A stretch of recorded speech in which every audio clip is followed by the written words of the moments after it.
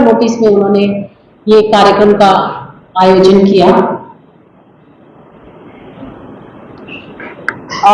मैं आप सबका भी धन्यवाद करना चाहूंगी जो शॉर्ट नोटिस पे मेरे कार्यक्रम के लिए मुझे सुनने के लिए यहाँ आए। मैं आशा जी का धन्यवाद करना चाहूंगी जो सुबह से मेरे साथ हैं और मेरे कार्यक्रमों में हिस्सा बनी है। आप बाद में उन्हें भी सुनेंगे। मुझे कहा गया कि मैं पहले राष्ट्रीय महिला आयोग की बात करूं। पिछले 1 महीने से मैं थोड़ा थोड़ा भूलने की कोशिश कर रही हूं, क्योंकि मैंने जब राष्ट्रीय महिला आयोग में काम किया तो मैं केवल काम करने के लिए नहीं आई, मैं उसको दिल से जुड़ गई। और वो इतना ज्यादा 9 वर्ष का इतना लंबा समय था मेरे पास कि अब जब मैं 1 महीना पहले निकली तो मुझे बहुत मुश्किल हो रही थी, क्योंकि दिन रात जिस बच्चे को पाला हो और एक बच्चे की तरह उसको पाला है, सच में मैंने उसको भूलना बहुत मुश्किल था। जिस दिन मैं निकली हूँ मुझे नहीं लगता ऑफिस का कोई पियोन से लेकर ऑफिसर्स तक ना रोए हो या उन्होंने मिस ना किया और आज तक मिस ना करते हो और जुड़े ना हो। और मुझे लगता है वो जिंदगी भर लाइफ लॉन्ग रिलेशनशिप में बना के निकली हूँ।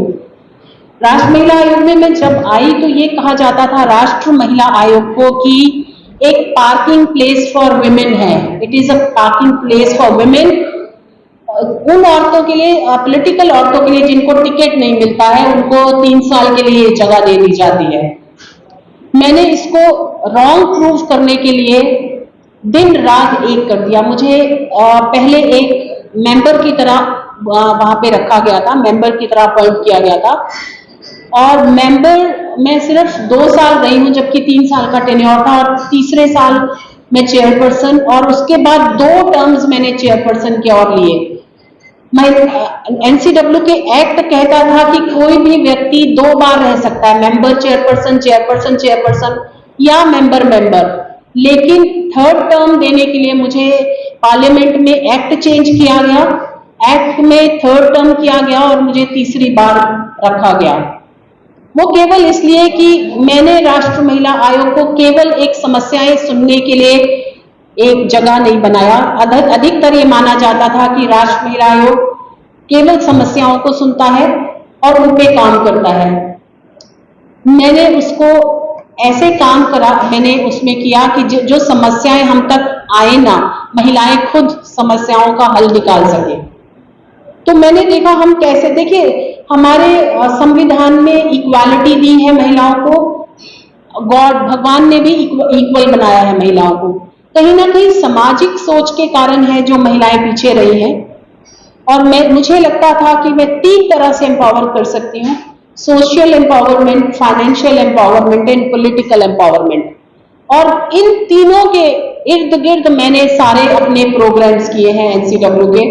सोशल एम्पावरमेंट में माइंडसेट चेंज करना बहुत बड़ा इशू था, है इनफैक्ट, मतलब इशू इतनी जल्दी माइंडसेट चेंज नहीं होता, जनरेशंस लग जाती हैं, क्योंकि जो माइंडसेट हमारा बना है कि महिलाएं 2nd दर्जे की सिटीजन होती हैं, ऐसा माइंडसेट है। और हरियाणा जैसे प्रदेश में तो बहुत बड़ी प्रॉब्लम है, क्योंकि यहाँ महिलाओं को उस तरह से नहीं देखा जाता कि इक्वल है। आज भी घर के काम महिलाएं ही करती हैं, पुरुष नहीं करते हैं। बाहर काम करने लगी हैं महिलाएं, लेकिन घर का कामों में अभी तक पुरुष हाथ नहीं बटाते हैं। और अगर बटाते हैं तो थोड़ा हाथ खड़ा करके दिखाएंगे, कितने लोग बटाते हैं? देखिए 1 2 3 3% या 4% या 5%, 3%, 2%, 1% आदि। हाँ, वो मैंने सुन लिया उनका। तो सोशल एम्पावरमेंट के लिए हमने बहुत सारे जेंडर सेंसिटाइजेशन के प्रोग्राम किए और ये केवल जेंडर सेंसिटाइजेशन केवल औरतों के नहीं, पुरुषों के भी किए। हमने पुलिस का जेंडर सेंसिटाइजेशन बहुत किया, क्योंकि अधिकतर कंप्लेंट्स हमारी जो आती हैं हमारे पास कि पुलिस जो है महिलाओं की सुनती नहीं है। तो उनका जेंडर सेंसिटाइजेशन या उनका माइंडसेट चेंज करने के लिए हमने BPRND के साथ, आपने सुना होगा नाम BPRND के साथ, ब्यूरो ऑफ रिसर्च, पुलिस के लिए जो काम करते हैं वो BPRND है, रिसर्च का काम। उनके साथ मिलकर हमने देश भर में पुलिस का माइंडसेट चेंज करने, जेंडर सेंसिटाइजेशन के प्रोग्राम किए। हमने महिलाओं को कानून नहीं पता होते कि उनके लिए कानून क्या बने हैं। देश में बहुत सारे कानून महिलाओं के लिए बने हैं और मुझे लगता है यहाँ बहुत सारे लोग इंटरेस्टेड नहीं है सुनने में। जिनको आपस में बात करनी है तो कृपा करके वो बाहर जाके कर सकते हैं। बहुत सारे कानून महिलाओं के लिए है। हमारा देश ही एक ऐसा देश है, स्पेशल कानून है जो महिलाओं के लिए, क्योंकि ये ही एक देश है जहां ऐसी प्रॉब्लम आती है। डीवी एक्ट जैसा डोमेस्टिक वायलेंस बाहर के देशों में नहीं है इतना। दहेज प्रथा बाहर के देशों में नहीं है जितना भारत में है। मुस्लिम वर्ल्ड में भी दहेज प्रथा नहीं है, बाहर तो है ही नहीं। तो ऐसे बहुत सारे कानून बनाए जो हमारे इंडिया स्पेसिफिक हैं, जो महिलाओं के लिए है, लेकिन महिलाओं को नहीं पता।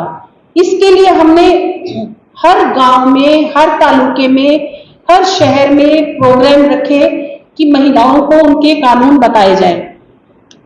हमने एक ऐप भी निकाली, एप्लीकेशन निकाली, हर लीगल गाइड। अगर आप अभी भी डाउनलोड करना चाहें तो डाउनलोड कर सकते हैं और आपको उस एप्लीकेशन में सब कुछ मिलेगा, हर चीज मिलेगी जो आपकी हेल्प कर सकती है लीगली। और जितनी आपकी कॉल सेंटर्स हैं जो महिलाओं को हेल्प करते हैं उसके नंबर्स, तो सारा कुछ एक एप्लीकेशन में जाएगा। हमने अगर मैं पढ़ने जाऊं तो आप लोग बोर हो जाओगे क्योंकि बहुत सारा काम किया हमने। पॉलिटिकल एम्पावरमेंट के लिए बहुत सारे सरपंचों को पॉलिटिक्स में अपना काम खुद कर सके, क्योंकि अधिकतर देखा गया कि महिलाएं चुन के आ जाती हैं लेकिन उनके पंचपति काम करते हैं, पति गद्दी पे बैठे होते हैं। तो हम नहीं चाहते कि जो महिलाएं चुन के आई हैं उनके पति काम करें। हमने उनको एम्पावर करने के लिए ट्रेनिंग प्रोग्राम करे। हमने ट्रेनिंग प्रोग्राम्स पे मैंने बहुत जोर दिया, या कैपेसिटी बिल्डिंग पे, ताकि कैपेसिटी बिल्ड होगी किसी व्यक्ति की या महिलाओं की तो वो अपने काम खुद कर सके। फाइनेंशियली अगर देखा जाए तो हमने एमएसएमई में कैसे क्या क्या मिलता है महिलाओं को हेल्प, सेल्फ हेल्प ग्रुप कैसे बनाए जाते हैं, हमने उनको आयंस के साथ ट्रेनिंग दी। हमने लिफ्ट में श्रीनगर की महिलाओं को अपने काम कैसे करके बेच सकती हैं वो चीजें डिजाइन कैसे कर सकती, बहुत सारे काम फाइनेंशियली मुझे नहीं लगता कि इतना काम कोई कर सके। और इनफैक्ट मिनिस्ट्री ने जब हमारा काम देखा तो वो हैरान थे कि कैसे। एक बार तो मुझे स्मृति जी ने कहा कि मुझे मेरा ऑफिस कहने लगा है कि क्या मिनिस्ट्री आपने कमीशन को थमा ली है कि जिस तरह से कमीशन काम कर रहा है। तो इतनी हर 3 साल में मुझे लगता था मेरे पास सिर्फ 3 साल है और मैं उसी रफ्तार से काम करती थी कि केवल 3 साल है, मुझे खत्म करना है। वो तो मुझे 9 साल मिल गए, लेकिन 9 वर्ष में मुझे लगता है कि मैंने 100 साल का काम किया, क्योंकि एनसीडब्ल्यू का नाम बहुत लोग नहीं जानते थे। और अब अगर आप टाइप करोगे एनसीडब्ल्यू तो मेरा नाम अपने आप आएगा गूगल पे। एनसीडब्ल्यू करने के बाद रेखा शर्मा लिखने की जरूरत नहीं है, रेखा शर्मा खुद आएगा।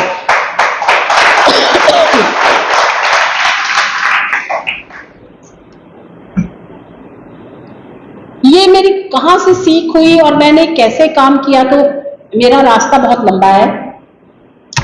मैं एक बहुत साधारण middle class, lower middle class से आती हूँ और मैं अपने 5 भाई बहनों में सबसे अलग बचपन से थी। हमेशा से मुझे गलत चीज देखते हुए मैं सह नहीं सकती थी, और आज भी मेरा यही रवैया है कि मैं गलत चीज ना सह सकती हूँ अपने लिए, ना किसी और के लिए। मैं खड़े होकर लड़ने लगती हूँ। मुझे बचपन में कहा जाता था इंदिरा गांधी, जबकि मैं इंदिरा गांधी को पसंद बचपन में भी नहीं करती थी। मेरे फादर आरएसएस में थे तो मुझे कभी पसंद नहीं किया जाता। मैं वाजपेयी जी की बचपन से भक्त थी, उनके बचपन में मैंने भाषण सुने। शादी 20 साल में हो गई आर्मी ऑफिसर से, और आर्मी में आपको पता है जगह जगह जाना होता है, तो उनके साथ ट्रैवल किया। लेकिन जब बच्चे थोड़े स्कूलिंग के लिए हुए तो मैंने कहा मैं एक जगह बैठूंगी, सब बसूंगी। तो मैं पंचकुला में हमने चूज किया कि हम यहाँ घर बनाएंगे, और जब हमने घर बनाया तो मैंने Bharatiya Janata party, obvious choice थी मेरे पास, मैंने ज्वाइन किया क्योंकि मुझे लगता था पॉलिटिकल पार्टी में जाने और पॉलिटिक्स में जाने के बाद वो मैं बदलाव कर पाऊंगी जो मैं चाहती हूँ समाज में बदलाव हो। मुझे नहीं पता था वो जर्नी इतनी लंबी हो जाएगी। मैंने 95 में ज्वाइन किया था पॉलिटिक्स और मुझे 2015 में ये अपॉर्चुनिटी मिली कि मैं काम कर सकूं। एक लंबा समय मैंने पॉलिटिक्स में बिताया, स्ट्रगल किया। पॉलिटिक्स में भी औरतों के लिए आसान नहीं है। मेरे सामने जो मेरी बहनें बैठी हैं, बच्चियां बैठी हैं, मैं कहूंगी कि आप पॉलिटिक्स का हिस्सा बने। अब वो उतनी मुश्किल नहीं है जो हमारे समय में होती थी। अब बीजेपी एक जगह बना चुकी है हरियाणा में भी अपनी। उस समय बीजेपी का बीज ही नहीं होता था हरियाणा में। हम खुद दलियां लेके जाते थे, हम खुद ही माइक लगाते थे, खुद भाषण देते थे और खुद सामने सुनते थे। मतलब 4 लोग होते थे, एक डेरा और 3 बैठे हैं, ये भी हाल होता था। लेकिन और खाना बना के भी खुद लेके जाते थे, चाय बना के भी खुद ले जाते थे। बहुत लंबा समय देखा हमने। आज जब पॉलिटिक्स में लोग आते हैं और 2 वर्ष में ही चाहते हैं कि हम टिकट लड़ें, टिकट मिले और इलेक्शन लड़े, तो मुझे हैरानगी होती है। अरे हमने 2 वर्ष काम किया है। तो मुझे लगता है 2 वर्ष, मैं तो 95 से 2015 तक हमने कभी सोचा भी नहीं था कि सरकार, 14 तक तो हमने सोचा भी नहीं था कि कभी सेंटर में भी सरकार आएगी और स्टेट में भी आएगी। और हमें कभी कुछ मिलने जैसा तो बात ही नहीं सोची थी। और हमारी एक पार्टी की एक सोच है कि कभी मांगो ना, और हम इतने पक्के थे कि मांगना नहीं है। जब मुझे राष्ट्रीय महिला आयोग में भी मौका मिला तो मैं तो अपने बच्चों के साथ बाहर फ्रांस में घूम रही थी। अचानक एक फोन आया कि अपना रिज्यूमे भेजो। कभी नहीं सोचा था कि इतनी बड़ी अपॉर्चुनिटी मिलेगी। बट यही है कि काम करते रहो। भारतीय जनता पार्टी में एक बात है, केवल परिवारवाद पे नहीं है ये, कि मेरे फैमिली में कोई भी नहीं था। फादर किसी जमाने में आरएसएस में थे, कभी नहीं था कि उन्होंने कभी कुछ पॉलिटिक्स में किया हो। लेकिन भारतीय जनता पार्टी में अगर आप काम करते रहो तो कोई ना कोई देख रहा होता है आपको, और आपकी अच्छाई और बुराई सब जानता है और आपको आपके लायक काम देता है। जब मैं अभी 6 अगस्त को मैंने कार्यभार छोड़ा है अपना। 6 अगस्त को छोड़ा और मैं धन्यवाद करने गई अपने सीनियर्स का, तो उन्होंने सबसे पहला पूछा मुझसे, इलेक्शन लड़ना है हरियाणा का? मैंने कहा नहीं लड़ना। और उनको बड़ी हैरानगी हुई कि कोई ये कह रहा है कि मुझे इलेक्शन नहीं लड़ना, क्योंकि यहाँ तो मारामारी है इलेक्शन लड़ने की। यहाँ तो एक सीट पे 10-10 कैंडिडेट हैं और कोई कह रहा है कि मैंने इलेक्शन नहीं लड़ना। तो मुझे इलेक्शन नहीं लड़ना, I don't want to be a queen, I want to be queen maker. मैं किंग मेकर नहीं कह रही हूँ, क्योंकि किंग बनाने वाले बहुत हैं, क्वीन मेकर बहुत कम है। I want women to come in politics.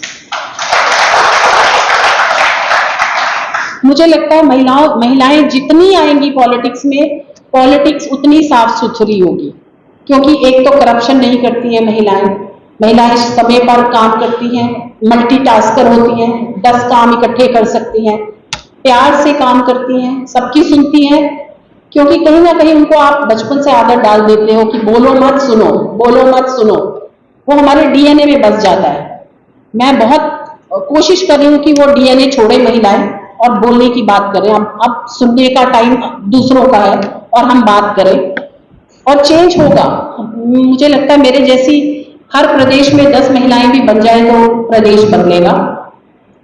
आज मुझे जब फिर से जिम्मेवारी मिली राजनीति में आने की, तो मेरे दिल के बहुत करीब है भारतीय जनता पार्टी और दूसरी हमारे प्रधानमंत्री मोदी। और जिस प्रणाली से वो काम करते हैं, जिस तरह से वो चेंजेस लाते हैं, इवन महिलाओं के लिए जो जो उन्होंने काम किए हैं, ऐसा प्रधानमंत्री कोई नहीं होगा जो लाल किले से मेंस्ट्रुअल क्लीनलीनेस की या मेंस्ट्रुअल हाइजीन की बात करे। महामारी की बात पुरुषों और महिलाओं में बात ही नहीं होती। आज हम सब बात करते हैं, पीरियड मूवी भी बन चुकी उसके बाद। ऐसा प्रधानमंत्री कोई नहीं होगा जो विमेन लेड एम्पावरमेंट की बात करे, जो महिलाओं को के द्वारा लीडरशिप, जो बदलाव आएंगे वो महिलाओं द्वारा आएंगे।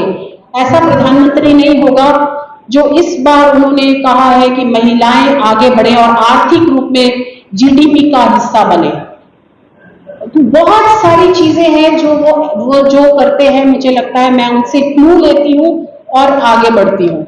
इवन एनसीडब्ल्यू में भी जो जो उन्होंने किया, अगर उन्होंने इकोनॉमिकल एम्पावरमेंट की बात करी तो मैंने उसको ट्रेनिंग देकर महिलाओं को ट्रेन किया। तो मैं उनसे छोटी छोटी बातें बिना कहे सीखती हूँ। और अब जो मैं हरियाणा में जो चक्कर लगा रही हूँ या आप लोगों से मिल रही हूँ, तो मेरा एक ध्येय है कि हरियाणा में भारतीय जनता पार्टी जीते और सरकार बनाए। मुझे नहीं पता आप लोगों में से कितने लोग इससे खुश हैं या नहीं हैं, लेकिन आपके पास अगर दो चॉइस है, कांग्रेस और बीजेपी, तो मुझे नहीं, हम जो कहते हैं कि नेशन फर्स्ट, जो राष्ट्रवाद की बात करते हैं, उनको दूसरी चॉइस है भी, क्योंकि दूसरी चॉइस उनकी है जो राष्ट्रवाद की बात ही नहीं करते, जो भारत की बात ही नहीं करते, जिनकी सोच ही भारत से विभिन्न है। उनकी सोच भारत की नहीं है, वो हिंदुस्तान की सोच है। और हिंदुस्तान शब्द जो है मुगलों ने दिया था हमें। हमारा भारत की बात तो करते ही नहीं है, इंडिया की बात करते हैं या हिंदुस्तान की बात करते हैं। हम राष्ट्रवाद की बात करते हैं। और हमारे प्रधानमंत्री जितने उन्होंने काम किए, ना केवल भारत के अंदर, भारत के बाहर भी आज उनको लोग चाहने वाले बढ़ गए हैं। आज अगर यूक्रेन और रशिया में कोई सोच रहा है कि कौन बात कर सकता है, तो वो केवल नरेंद्र मोदी, मतलब भारत के बाहर भी लोग कह रहे हैं कि अगर नेता है तो केवल ये, अगर लीडर है तो केवल नरेंद्र मोदी। भारतवर्ष में ऐसी छोटी छोटी, मैं गंदा वर्ड यूज करूंगी, तुच्छी बातें करने के बाद उनको नीचा दिखाया जाता है। हम कभी मैं सोचती हूँ हम लोग डिजर्व ही नहीं करते ऐसी सोच वाला नेता। क्या हमेशा टीचर की वो नहीं होती कि वो सिखाता रहे। जो सीखने वाला है उसको डिजर्व करना चाहिए उतना अच्छा टीचर। हमें अपने टाइम से मच अहेड, बहुत सोच जो है उसकी बहुत आगे की सोच वाला इंसान मिला है एज प्रधानमंत्री। और कभी कभी हमारी जो पिछड़ी हुई सोच है ना, वो हमें क्रिटिसाइज करने के लिए मजबूर करती है उनको, कि प्रधानमंत्री ऐसे कैसे कह रहे हैं, ऐसे कैसे होगा। आपने कोरोना डेज में देखा होगा, जब पूरा विश्व ये हेल्थ सिस्टम को लेकर चरमराया हुआ था, वो कंट्रीज जहां पे हेल्थ सिस्टम बेस्ट था और वो प्राउड फील करते थे कि हमारा हेल्थ सिस्टम बहुत अच्छा है, चाहे वो मैं कहूंगी इटली या फ्रांस जिनका हेल्थ सिस्टम बहुत अच्छा है, यूएस जिनको बहुत प्राउड फील करते हैं कि हमारा हेल्थ सिस्टम बहुत अच्छा है, सब कुछ चरमरा गया। एक केवल भारत था जिसने सबसे पहले वैक्सीन बनाई, और सबसे बड़ी पॉपुलेशन होते हुए भी हर किसी व्यक्ति को जो जिनको लगनी चाहिए थी वैक्सीन, उनको वो वैक्सीन मिली। एक डोज नहीं, 3 डोजेस मिली। और सिर्फ वैक्सीन नहीं, फ्री राशन। उन दिनों खाने की प्रॉब्लम थी, किस तरह से उन्होंने पूरा डाइवर्ट किया, कैसे कैसे चीजों को बदला।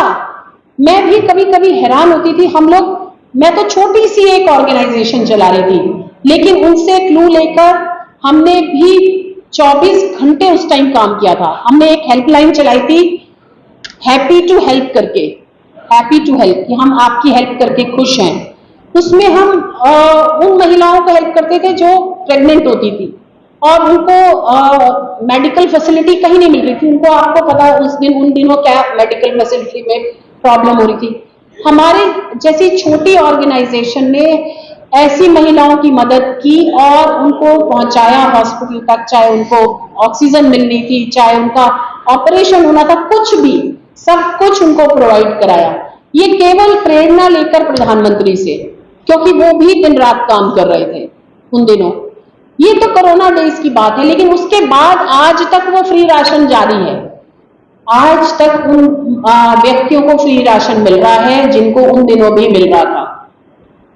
आप इलेक्ट्रिसिटी में देखिए, आज हमारा जो भारत है वो रिन्यूएबल एनर्जी जिसको बोलते हैं, नंबर 1 पे है रिन्यूएबल एनर्जी में, और जिसको बोलते हैं सोलर एनर्जी या विंड एनर्जी।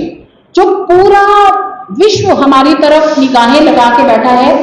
हम नेचर और उसकी बात करते हैं कि रिन्यूएबल चीजें होनी चाहिए, तो आज हम हमसे सीख रहे हैं सोलर एनर्जी के बारे में, लोग हमसे सीख रहे हैं विंड एनर्जी के बारे में। वो ये बहुत बड़े बदलाव हैं। और आप शायद सोचते होंगे मैं हिसार में बैठकर मेरे को क्या मतलब है इस चीज से। ऐसा नहीं है। आप 10 साल पहले कितने पैसे में कमा पाते थे? मैं आर्मी ऑफिसर की वाइफ हूं, हम नहीं अफोर्ड कर सकते थे ड्राई फ्रूट्स और ये। आज आपकी अफोर्डेबिलिटी कितनी बढ़ गई, आपका पैसा कमाने का, जो आप 10 साल पहले कमाते थे क्या वही कमाते हैं आज? किस तरह से डिजिटल एम्पावरमेंट हुई। जो फोन्स थे क्या हम सबके पॉकेट में थे? आज नहीं, आज सबके पॉकेट में ही नहीं, अफोर्डेबल है। सब टाइम आप गूगल करके, आपकी पेमेंट सारी डिजिटल हो गई, बैंकिंग सिस्टम पूरा डिजिटल हो गया, कितने अकाउंट्स खोले गए। पेमेंट्स जो है, चाहे महिलाओं के लिए पेमेंट्स आती हो, ओल्ड एज पेंशन होती हो, सब बैंकिंग आपके बैंक में सीधे जाता है। डिजिटलाइजेशन के कारण बहुत सारी करप्शन बची है। पहले मैं पर्स लेके घूमती थी बड़ा सा, फिर मैं कार्ड लेके घूमने लगी कि कार्ड से पेमेंट। आजकल मेरे पास ना कार्ड होता है ना पर्स होता है, सिर्फ फोन है। और हर चीज, और चाहे मुझे 5 रुपए की चीज खरीदनी हो, वहां पर भी उसने लगाया होता है गूगल पे का या पेटीएम का। आपको कुछ जरूरत ही नहीं है कि आप कैश लेके चलो। उससे करप्शन कितनी खत्म हुई। आप कैश को इतना ज्यादा लेके चलते थे और कैश लेते भी थे, आज बहुत करप्शन दूर हुई। यस, हरियाणा में मैं अभी भी कहूंगी कि ब्यूरोक्रेसी करप्शन पूरी तरह नहीं हुई, बट आई प्रॉमिस कि आगे आने वाले में वो भी नहीं होगी। ब्यूरोक्रेट पॉलिटिकल करप्शन को हम दूर कर पाए, लेकिन ब्यूरोक्रेटिक को नहीं, वो भी दूर करेंगे। बहुत सारी समस्याएं होंगी आपकी, लेकिन उन समस्याओं में भी काम है। मैं अगर लिस्ट लूं नरेंद्र मोदी के कामों की, तो मैं बहुत सारे कामों में, MSME, startup India, stand up India, बहुत सारे आप बिजनेस, छोटे बिजनेसेस को हैंड होल्डिंग के लिए कम दर्ज पे आपको, ब्याज दर्ज पे आपको पैसा मिलता है बिजनेस स्टार्ट करने के लिए, स्पेशली महिलाओं को। Kindly go through all the schemes. जरूरी नहीं है हमें नौकरियां मिले, नौकरियां मिल भी नहीं सकती इतनी बड़ी पॉपुलेशन में, लेकिन हम काम तो शुरू कर सकते हैं अपना। आप अपने आप को स्किलिंग करिए। स्किल इंडिया इतना बड़ा कार्यक्रम, पहले बोलते थे स्किल इंडिया कोई कार्यक्रम नहीं, आज मैं देखती हूँ बच्चे जानते हैं स्किल इंडिया में हम क्या सीख सकते हैं, क्या कैसे अपना पैसा खुद कमा सकते हैं। नौकरी करके तो आप किसी के नौकर रहेंगे, यहाँ आप नौकरी दे पाएंगे अगर आप अपना बिजनेस शुरू करते हैं। और महिलाओं को बहुत जरूरी है, because you can start your own business, you can give 10 more work to 10 women. So I think you women should start your own business rather than working for someone else. आप लोग किसी और के लिए काम ना करें, अगर अपना बिजनेस शुरू करें तो बहुत सारी महिलाओं को काम दे पाएंगी। ये एक सोच जो है ये हमारे प्रधानमंत्री ने दी है, पहले ही इनके बात नहीं कर। स्वच्छ भारत, सब सोचते थे ये तो एक जुमला है, ये बहुत कांग्रेसियों में ये वर्ड जो है ना जुमला बहुत यूज करते हैं, लेकिन उनको पता नहीं है ये जुमला कितना जादू करता है। आज हम स्वच्छता की बात करते हैं और हमारे बच्चे हमें बोलते हैं कि अगर रैपर भी दिख गया ना कि मम्मा उठाओ या नानी उठाओ, मेरे तो ग्रैंड चिल्ड्रन है, वो बोलते हैं नानी प्लीज पिकअप दिस, बिकॉज उनको पता है कि क्या स्वच्छ भारत है। कम से कम नेक्स्ट जनरेशन उसकी वैल्यू करेगा। बेटी बचाओ बेटी पढ़ाओ एक नारा था जो हरियाणा से शुरू हुआ था।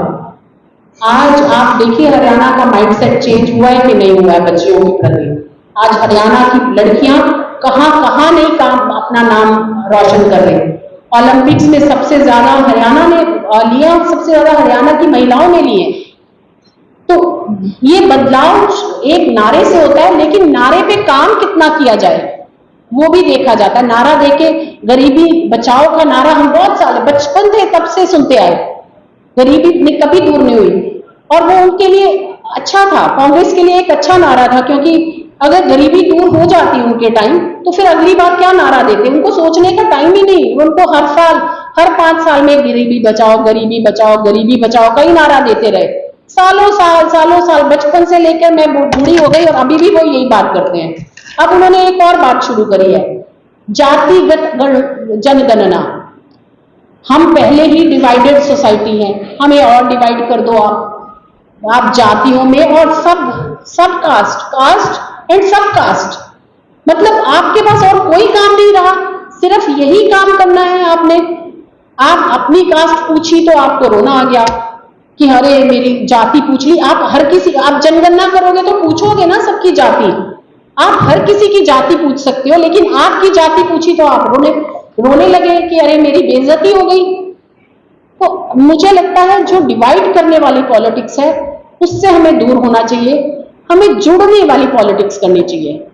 हम एक हैं, हम एक राष्ट्र रहे। कोई खालिस्तान की बात करता है और वहां से पैसा आ रहा है। पंजाब में देखिए, अगर हरियाणा में कोई और सरकार बदली हमें डिफिकल्टी होगी बहुत। पंजाब ऑलरेडी खालिस्तान की बात करता है, वहां पे ड्रग की प्रॉब्लम देखिए कितनी है, क्योंकि बाहर से पैसा आ रहा है। आज सारी कंट्रीज केवल और केवल एक उसमें चल रही है कि हम मोदी को कैसे हराएं, मोदी को कैसे नीचे करें, और हम उनका साथ नहीं दे सकते।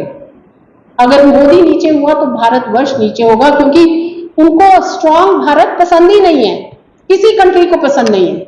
आज तक तो हम कटोरा लेके घूमते थे कि हमें प्लीज एड दे दो, हमें एड दे दो। कांग्रेस के जमाने में हम एड मांगते थे और आज हम एड देते हैं। कितनी बड़ा बदलाव है कि हम आज देने वाले बन गए, और हमेशा ये कहा जाता है देने वाले का हाथ ऊपर होता है।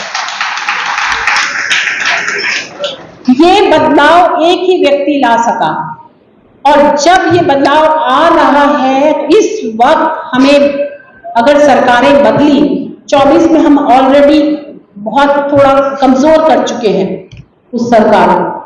हमें और कमजोर नहीं करना, हमें मजबूत करना है। आपको हमको मिलकर एक ऐसी हरियाणा में सरकार बनानी है जो हमारे माननीय प्रधानमंत्री का हाथ मजबूत करे। धन्यवाद। खास करके वुमेन कमीशन की और यहाँ आए महिलाओं का हौसला भी बहुत बढ़ाया, बहुत ही अच्छा लगा।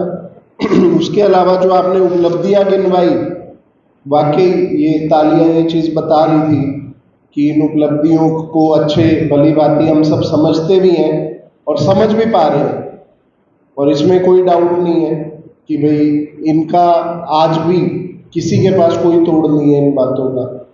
बहुत बहुत धन्यवाद करना चाहूँगा। आपने जो है हमारे बीच में आके एक तरह से जागरूकता बढ़ाई, और कुछ हमें बहुत सी बातें ऐसी थी जो है हम में से बहुत लोगों के लिए नई भी होंगी। तो बहुत बहुत धन्यवाद आपका। और मेरा जिस टाइम मुझे पता चला कि दीदी ने यहाँ आना है इस प्रोग्राम से भी पहले, तो मैं उनको यही बता रहा था, मैं कहा जितने भी वहाँ लोग हैं ना वो मेरा परिवार है, हम एक है, हमारे जो है सब घर के ही वहाँ मेंबर्स लगभग आए हुए हैं, कोई बाहर से नहीं है ना। तो अभी जो मैं रिक्वेस्ट करूँगा, क्योंकि मैंने ये चीज़ पहले ही बोली थी कि दीदी 5 बजे का समय रख रहे हैं, लेकिन आपने इस चीज़ का जो है हम पे वो नहीं लगाना कि ख़त्म कितने बजे करना है और कब तक करना है ना। तो अभी जो मैं चाहूँगा, बल्कि जो भी हम मिलना चाहें, कुछ डिस्कस करना चाहें स्पेसिफिकली वुमेन्स में, तो वो भी हम करें, और है ना। मैं स्पेसिफिकली देखो, एक जो डिपार्टमेंट रहा, नेचुरली ओवरऑल डिस्कशन सबके साथ है ना, लेकिन जो डिपार्टमेंट रहा वो वुमेन एम्पावरमेंट का रहा। ये एक बहुत बड़ा जो है ना इस टाइम का मुद्दा है देश के लिए, जहां यूएस जैसे या यूरोप जैसे जो देश हैं, कॉन्टिनेंट्स हैं और देश हैं उसके, वहां आज भी हम जाके देखते हैं ना तो कंधे से कंधा मिला के जो है, और कंधे से कंधा मिला के नहीं, मुझे लगता है एक स्टेप आगे बढ़ के जो महिलाएं वहां की कर रही हैं, वो मैं यहां अब होते हुए देख रहा हूं। अब वो समय शुरू हो गया है, तो कहीं ना कहीं ये हमारे लिए इंस्पिरेशन है कि भाई हमारे बीच में एक ऐसी महिला है जिन्होंने 9 साल, एक बहुत लंबा टेन्योर होता है 9 साल, और इस पद के लिए जो कि एक पूरे देश का एक अकेला व्यक्ति होता है, इस पद के लिए जो है कार्य किया इस पद पे, और महिलाओं का जो है उत्थान, उनको प्रोग्रेसिव किया। तो ये चीज़ें जो है हमारे बीच में आना, ये सौभाग्य से कम नहीं है हमारे लिए कि दीदी आज हमारे बीच में बैठी हैं और हमारे पास मौका है कि हम उनसे बातचीत कर सकें, उनके साथ मिलजुल सकें। तो ये एक मैंने घरेलू कार्यक्रम की तरह रखा। इसमें हो सकता है आपको कुछ कमियां भी लगें, मेरे जो सारे भाई बहन या माताएं बहनें सब आई हुई हैं, तो लेकिन ये एक घरेलू तरह का कार्यक्रम रखा। और मैं चाहूँगा कि भाई अब हम सब जो है, एक बार मैं जो है आशा दीदी को भी चाहूँगा वो भी समय दें, हमारे बीच में आए और हमें बताएं, तो सारे उनका स्वागत करें। और फिर इसके बाद जो है हम मिल के इकट्ठे जो है आशा दीदी की स्पीच के बाद हम भाई मिल के इकट्ठे जो है यहाँ पे स्नैक्स जो है हमारी रिफ्रेशमेंट्स है वो सब हम लें, चाय पिए, है ना, इकट्ठे बातें करें, ये मैं चाहता हूँ। बहुत बहुत धन्यवाद। भारत माता की। मैं आपके कोई लेक्चर देने नहीं आई, क्योंकि मुख्य वक्ता के बोलने के बाद सिर्फ धन्यवाद ही होता है। और रेखा दीदी तो अपने आप में एक सूरज है, उनको मैं दिया दिखाने की कोशिश कैसे कर सकती हूँ। बस थोड़ी सी बात आपको कहूँगी, इलेक्शन का समय है और आप सब लोग महिला वर्ग तैयार हो जाएं, क्योंकि मोदी जी जैसा हमारे को प्रधानमंत्री ना कभी मिला ना आगे मिलेगा, जिसने हमारी महिलाओं के लिए रसोई से लेके हमारे जो हम काम करते हैं उसके बारे में भी सोचा। आप याद करेंगे, आप तो जो यंग बच्चे उनको तो शायद समझ नहीं आएगा, मेरी एज के जो लोग होंगे उनको समझ आएगा कि जब हम गैस लेने जाते थे तो हम सुबह से लेके शायद दोपहर तक लाइन में लगते थे, और जब तक हमारा नंबर आता था तब तक वो कह देता था भाई गैस खत्म हो गया, अपने घर जाओ। शायद आप लोगों में से मेरी तरह किसी ने महसूस तो किया होगा, यंग लोगों को छोड़ के मेरी एज के जो भी लोग होंगे उन्होंने सब कुछ महसूस किया होगा। आज अपने फ़ोन से आप 1 मिनट में गैस बुक करते हैं और कल आपके घर में गैस आ जाती है। तो आप सोचो, आपके लिए कहने को लोग कहते हैं मोदी जी के परिवार नहीं है, लेकिन जिस आदमी को परिवार नहीं कहते हैं उसको कितना समझ है कि मेरी माँ जब एक काम करती थी तो वो कैसे दुखी होती थी। आज मेरी बेटियाँ, मेरे बच्चे जो आए हैं वो इसमें खुली हवा में सांस ले सकें। स्वच्छता क्या है?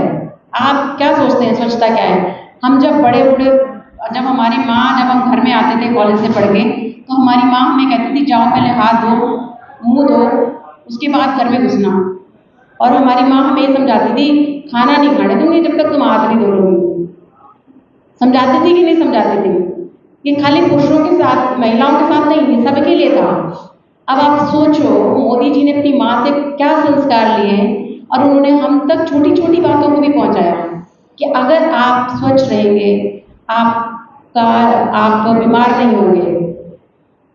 आपके खाने पीने में जो भी हम बाहर जैसे जाके आते हैं तो हमारे पैरों में भी गंदगी आती है घर में। तो स्वच्छता क्या है?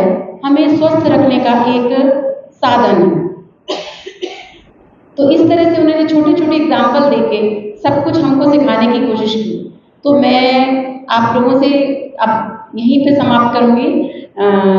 आग्रह यही करूंगी कि आपका कैंडिडेट कोई भी हो, आपने कमल का फूल खिलाना है और भाजपा को विजयी बनाना है।